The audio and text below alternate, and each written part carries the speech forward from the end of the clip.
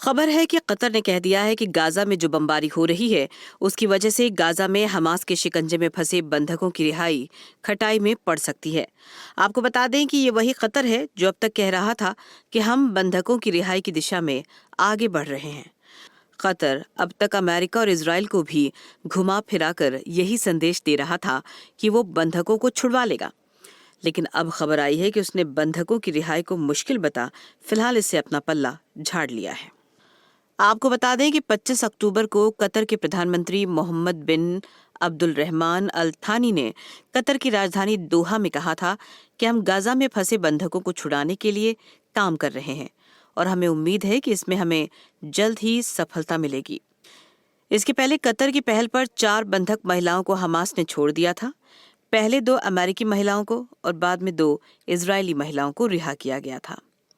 आपको बता दें कि इजराइल के साथ कतर के औपचारिक संबंध नहीं हैं, लेकिन अमेरिका के कहने पर वो इजराइल के बंधकों को छुड़ाने के लिए लगातार हमास से बात कर रहा था। अब सवाल ये उठता है कि कतर इस झमेले में फंसा क्यों? तो आपको बताते हैं। जानकारों का ऐसा मानना है कि कतर का शाही परिवार और इसके मुखिया अमीर शेख तमीम बिन अल थानी सऊदी अरब जैसा रुतबा हासिल करने और दुनिया में अपना दबदबा कायम करने के चक्कर में इतने आगे निकल गए हैं कि उनकी ये चाहत अब सनक में तब्दील हो गई है। यही कारण है कि कतर अब हर तरह के कट्टरपंथी और आतंकी गुटों को अपने यहाँ जगह देता है और उन्हें हर तरह की मदद मुहैया कराता है। कहा जा सकता है कि कतर अब पाकिस्तान की तरह खतरनाक स्वभाव वाला देश बनता जा रहा है।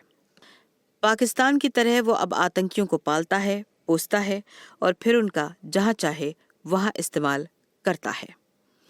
जानकारों का मानना है कि इसी वजह से उसने हमास से याराना बना रखा था।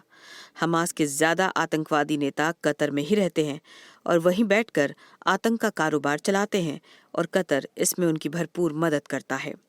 7 अक्टूबर को जब इजराइल पर हमास का हमला हुआ और 200 से ऊपर बंधक बनाए गए, तो कतर ने दुनिया को अपनी चौधराहट दिखाने के लिए बंधकों को छुड़ाने के लिए हमास से बातचीत करनी शुरू की। कतर का खेल देखिए, पहले उसने हमास की खुलकर मदद की और बाद में इजराइल के बंधकों को छुड़वाने का दम भरने लगा। जानकारों का मानना है कि दरअसल कतर का अमीर शेख तमीम बिन अल थानी और उसका शाही परिवार इस्लामिक देशों का नेता बनना चाहता है। यही वजह है कि उसने मिस्र में उत्पात मचा रहे कट्टरपंथी संगठन मुस्लिम ब्रदरहुड की खुलकर मदद की, जबकि सऊदी अरब की सरकार ने मुस्लिम ब्रदरहुड को आतंकवादी संगठन घोषित कर रखा है। विदेशी मामलों के जानकार का मानना है कि अगर मिस्र की सेना और जनता के एक बड़े वर्ग ने मुस्लिम ब्रदरहुड को सत्ता से बेदखल न किया होता तो आज मिस्र की हालत अफगानिस्तान से भी बुरी होती। कहा जाता है कि कतर ने न सिर्फ मिस्र में ही अपनी कारस्तानी दिखाई, बल्कि उसकी खुफिया एजेंसियों ने सीरिया और इराक में भी तबाही मचा रहे आतंकी संगठनों को पैसा और हथियार मुहैया कराया है। जानकार मानने लगे हैं कि कतर इस्लामिक देशों का नेता बनने के साथ दुनिया का भी चौधरी बनना चाहता है।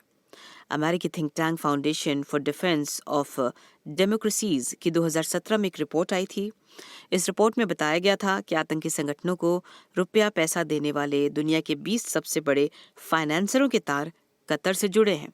इस रिपोर्ट में यह भी बताया गया है कि अलकायदा को करोड़ों डॉलर मुहैया कराने वाला कतर का अब्दुल रहमान अल नुआमी फाइनेंसरों की सूची में सबसे खास है, जैसे कतर के सुल्तान अपना खासम खास बताते हैं और उन्हें अपना अजीज दोस्त भी मानते हैं। संयुक्त राष्ट्र ने आतंकी मामलों से जुड़ी सूची में अब्दुल रहमान अल नुआमी को डाल रखा है, लेकिन बावजूद इसके कतर की सरकार अल नुआमी को कतर इस्लामिक बैंक में बड़े पदों पर नियुक्त कर चुकी है। हाल के दिनों में देखा जा रहा है कि दुनिया में कहीं भी कोई भी आतंकवादी गतिविधि होती है तो पाकिस्तान की तरह ही कतर के भी कोई न कोई तार उससे जुड़ने लगते हैं। जानकारों का मानना है कि कतर की खुफिया एजेंसियों ने सीरिया में इस्लामिक स्टेट के आतंकियों की भी मदद की। कतर की इन्हीं कारस्तानियों की वजह से सऊदी अरब, संयुक्त अरब अमीरात और बहरीन ने 2017 में कतर से संबंध तोड़ लिए थे, जबकि कतर भी इन देशों की तरह सुन्नी बहुल देश है। इन देशों का कहना था कि कतर सरकार अपने पड़ोसी देशों पर अपनी धौंस जमाने के लिए तरह तरह के आतंकवादी संगठनों और ईरान की कट्टरपंथी शिया सरकार की मदद करती है। चूंकि कतर ने अमेरिका को साध रखा है, इसीलिए अमेरिका ने कतर के कहने पर 2021 में सऊदी अरब, यूएई और बहरीन पर दबाव डालकर कतर का बायकॉट खत्म करा दिया।